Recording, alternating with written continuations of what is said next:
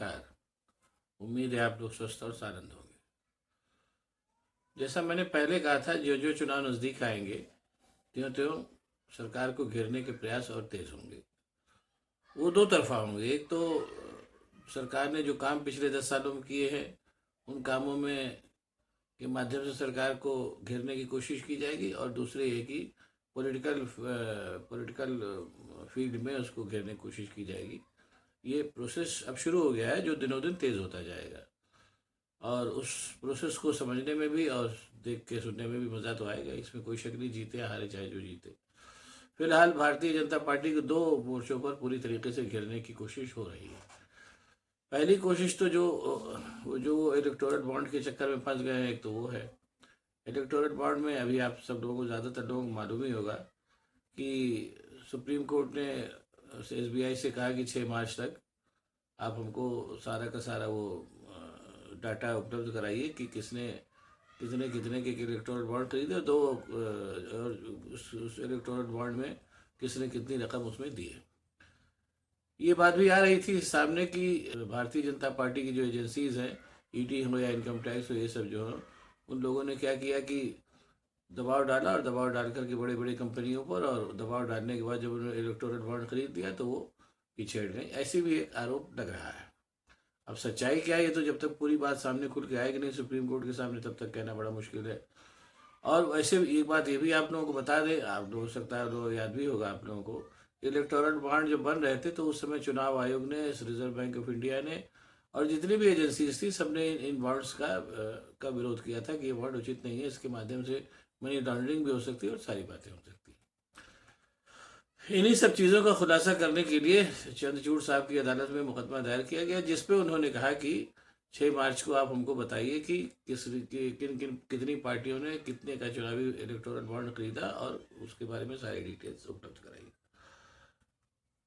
4 मार्च तक एसबीआई चुप रहा, और 4 मार्च को उसने एकदम से एप्लीकेशन डाली सुप्रीम कोर्ट में कि हम जो है इस बात को अभी नहीं बता पाएंगे, और हमको 30 जून तक का समय चाहिए। जो प्रथम दृष्टया देखने मात्र से ही स्पष्ट था कि ये काम जो है वो सुप्रीम कोर्ट की आंख में धूल झोंकने के लिए किया जा रहा है।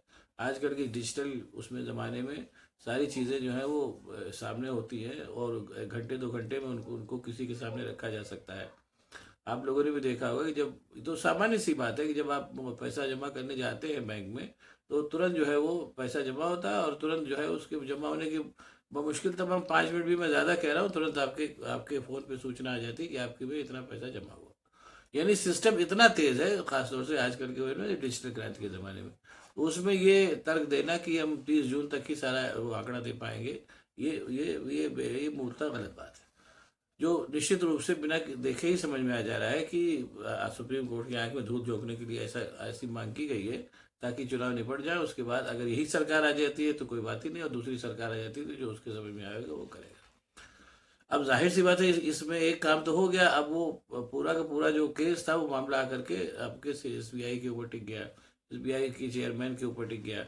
वो संस्था जो उसने कहा था, जो उसने ये जो मुकदमे लड़ रही है एडीआर, उसने कहा कि अब हम जो है वो अवमानना का मुकदमा चलाएंगे। सुप्रीम कोर्ट के जो चीफ जस्टिस साहब हैं, चंद्रचूड़ साहब, उन्होंने भी कहा कि अब तो अवमानना का मामला चलाना पड़ेगा, और अवमानना का मामला चलेगा, देखिए उसमें क्या होता है। जाहिर सी बात है एसबीआई जो है वो फंसेगी इस मामले में। ये तो हुई एक बात। यानी कुल मिला करके अब सरकार इस कदर घिरती जा रही है, उसका उसका रिपरकशन चाहे जो हो वो एक अलग बात है, लेकिन ये फैक्ट है कि सरकार इस कदर घिरती जा रही है एक के बाद एक अपने कामों में। और मैंने भी एक दफ़े कहा, एक दफ़े क्या 2-3 दफ़े मैंने कहा है आप लोगों से, कालांतर में आप लोग इसको याद भी करिएगा कि ये सरकार जो है तकनीकी फ्रॉड के लिए जानी जाएगी। इसमें तकनीक के माध्यम से जितनी कलाबाजियाँ इस सरकार ने दिखाई है, जो फ्रॉड की है, वो कालांतर में धीरे धीरे सामने आएंगी, छुपता कुछ नहीं है। उसी में कहे कि ये भी एक बड़ा केस है, जो जो इतने फूहड़ ढंग से खेला जा रहा है कि सामान्य व्यक्ति भी मान ले रहा है कि इसमें गड़बड़ है। और एक अभी अमेरिका में लोकेश बत्रा साहब रहते हैं, या कमोडोर लोकेश बत्रा साहब, उन्होंने आरटीआई के माध्यम से बहुत काम किया था इस बॉन्ड के ऊपर।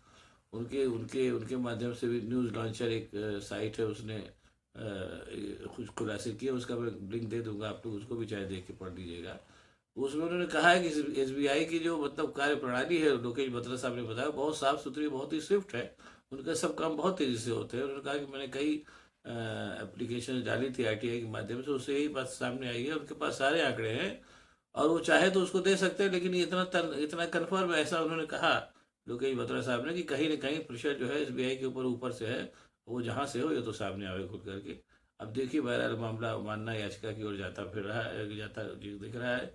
इसमें सरकार तो फंसेगी फंसेगी, साथ ही साथ एसबीआई के चेयरमैन साहब भी फंसेंगे, इतना तय जानिए। उसमें कुल बात बस इतनी सी है कि इसको रोका इसलिए गया है कि जो सुप्रीम कोर्ट ने कहा था कि सारे आंकड़े उपलब्ध करा करके चुनाव आयोग की वेबसाइट पर सब डाल दीजिए, ताकि सब लोग देखें कि किस पार्टी ने, या किस पार्टी से मेरा मतलब यहाँ किसी उससे है, मतलब संस्था से है, किस संस्था ने गवर्नमेंट को इलेक्टोरल बॉन्ड खरीदने में कितना पैसा दिया, और अगर उसके एवज में उसका कोई काम हुआ तो ये सारी चीज़ें जो है जनता इस बात को जान लेगी, और उसके बाद उसको जाहिर सी बात है वोट देने में आसानी होगी।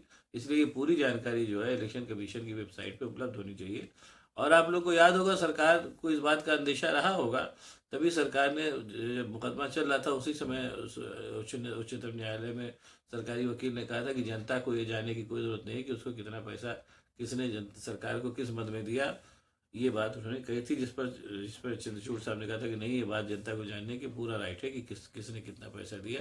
तभी ये जनता जान पाएगी कि उस पैसे के एवज में उसको क्या सुविधाएं मिली, या देने वाले को क्या सुविधाएं मिली। ये तो ये एक बात। अब आइए दूसरी बात पे आते हैं। एक तो मैंने बताया कि सरकार को इन मोर्चों पे घेरने की कोशिश हो रही है, और दूसरा जो मैंने कहा कि भारतीय जनता पार्टी को हराने के लिए समय विपक्षी एका बहुत ज़रूरी है, वो उस एका को करने की भी बात चल रही है। फिलहाल जो बात चल रही है वो ये है कि मायावती को इंडिया गठबंधन में ला दिया जाए। हालांकि उसको लेकर के बहुत सी दिक्कतें हैं, अखिलेश यादव और भी लोग जो है इसके समर्थन में नहीं है, लेकिन जो वोटों का गणित है वो ये बता रहा है कि बहुत ही कम हो चुकी हैसियत के बावजूद मायावती इस समय रेलिवेंट है, कम से कम उत्तर प्रदेश में, जो भारतीय जनता पार्टी के समय सबसे बड़ा गढ़ है। अगर मायावती भी आ जाती है इंडिया गठबंधन में उत्तर प्रदेश में, तो उत्तर प्रदेश में भाजपा का खेला खत्म हो जाएगा, बहुत कुछ गड़बड़ हो। अभी हालांकि ये बात बहुत वैसी है, और आज सुबह ही मायावती ने ट्वीट करके कहा है कि मैं अकेले चुनाव लड़ने लड़ने जा रही हूँ, लेकिन उसमें क्या होता है कि इन सब मामलों में हम लोग तो खैर चूंकि कॉमन मैन है उतना नहीं जानते हैं, लेकिन ऐसे मामलों में लड़ाई दरअसल उसकी प्रेशर की होती है। मायावती जिस तरीके की हठी महिला है, और उनके पास एक ये बात तो है ही कि कितना भी घट गया है एक दलितों का वोट बैंक तो उनके पास है ही, और वो दलितों के वोट बैंक के साथ वो जाहिर सी बात है चाहते हो कि उनका भी एक तरीके से अब उनका उनका भी उम्र बढ़ती जा रही है, कि अगर वो प्रधानमंत्री बन जाए तो इससे अच्छा क्या हो। तो एक चीज़ ये भी सामने आ रही है कि वो इंडिया गठबंधन पे जोर डाल रही है कि हमको प्रधानमंत्री पद का कैंडिडेट डिक्लेयर करिए तो हम आपको क्या नाम है समर्थन देंगे। एक बात ये भी सामने है, सच क्या है ये तो पूरी बात फाइनली समझ में सब सामने आने पर ही पता चलेगा। और दूसरी बात है कि कांग्रेस के सामने और जो दूसरी गठबंधन की पार्टियां, इंडिया गठबंधन की पार्टियां हैं, उनके सामने दिक्कत ये है कि अगर दलित लीडरशिप की बात करें तो मल्लिकार्जुन खड़गे साहब जो है उनका व्यक्तित्व मायावती से कहीं ज़्यादा बड़ा है, लेकिन विद द डिफरेंस कि मल्लिकार्जुन खड़गे साहब कांग्रेस की परंपरा के दलित नेता हैं, जहाँ दलित आइकन जैसी कोई, या दलित आइकन या यादव आइकन या इस तरीके की आइकन जैसी कोई चीज़ नहीं होती। वो जमाने के नेता है जब पार्टी सामूहिक नेतृत्व में विश्वास करती थी, उसमें दलित भी होते थे, यादव भी होते थे, सारी बात होते थे। वो अपने अपने क्षेत्रों में छत्रप होते थे, लेकिन आइकन के रूप में उनको नहीं जाना जाता था। जबकि मायावती जो है उत्तर भारत की आंदोलन से निकली नेता है, यहाँ पर जातियों की अलग अलग राजनीति में अलग अलग जातियों के आइकन और छत्रप पैदा हुए, जैसे लालू यादव, मुलायम सिंह यादव, अखिलेश यादव, मायावती, ये सब है। इस नाते ये जो रस्साकशी चल रही है इंडिया गठबंधन में मायावती में, वो कुल मिला के ये है कि हमको प्रधानमंत्री पद का कैंडिडेट घोषित करिए तो हम आपको मदद कर सकते हैं। एक बात ये भी सामने आ रही है, अब ये बातें किस हद तक सही है, एक आध हफ्ते में सामने आ जाएगी। ये कहा जा रहा है कि इंडिया गठबंधन इस नतीजे पे पहुंच रहा है कि इस समय हमको मोदी को हटाना है, भाजपा को हटाना है, इसलिए उसमें जो भी सहायक हो सकता है उसको सामने लेके अपने आप में शामिल करो, चीज़ें बात की चीज़ों से बाद में निपटा जाएगा। ये कुल मिलाकर के कहानी है। और इस पूरी कहानी में एक बात ये भी, मायावती भी हालांकि इतनी समझदार तो है ही, ये कहना कि वो नहीं समझदार है ये बेवकूफ़ी होगी, कि अपने घटते वोट बैंक को लेकर के मायावती भी इतना तो समझदार है ही कि वो जानती होंगी कि अगर हम अकेले लड़े तो हम फिर इस बार कहीं नहीं स्टैंड करेंगे। इस बार तो चलो, पिछली बार सपा और बसपा गठबंधन के चलते 10 सांसद और इस बार के उसमें एक विधायक उनको मिल भी गया था। अब की अगर वो अकेले लड़ी तो वो भी नहीं मिलेंगी, ये बात मायावती भी जानती होगी। इसलिए देखिए क्या होता है, चीज़ें सामने आएंगी। बहरहाल कुल मिला के जो मैंने कहा कि घेरने की तैयारी चल रही है भाजपा सरकार को, उनकी करनी को एक्सपोज करके और गठबंधन को और मजबूत करके देखिए क्या होता है। चीज़ें बहुत जल्द अब लगभग रोज ही इस तरीके की चीज़ें सामने आएंगी। इलेक्शन होने तक उनको देखना पड़ना दिलचस्प तो होगा ही। अब आपको अगर ये हमारा वीडियो पसंद आया तो इसको शेयर करिए, लाइक करिए, साथ ही साथ मेरे चैनल को सब्सक्राइब करिए ताकि मैं और भी ऐसी बातें आपको बताता रह सकूँ। बहुत बहुत धन्यवाद। नमस्कार।